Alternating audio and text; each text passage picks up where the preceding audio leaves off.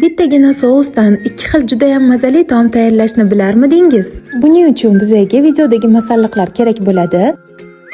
Sousimizni birinchi bo'lib tovuq filesini parre qilib kesib olishdan boshlaymiz. Keyin piyoz va qo'ziq qorinlarini maydalab kesib olamiz.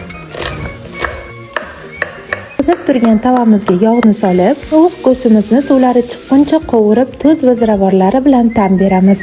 Va ortidan piyozni solib aralashtiramiz. Qirg'ichdan chiqqan chesnok esa sousimizni yana ham ta'mli qiladi. Qo'ziq qorinlarini ham qozonga solib yaxshilab aralashtiramiz.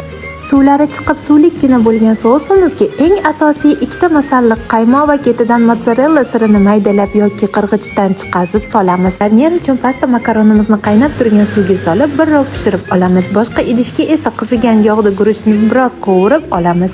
Yana ham ko'proq oson va tez tayyor bo'ladigan retseptlar uchun menga obuna bo'lishni unutmang. Duolarni tagida qolib ketasiz.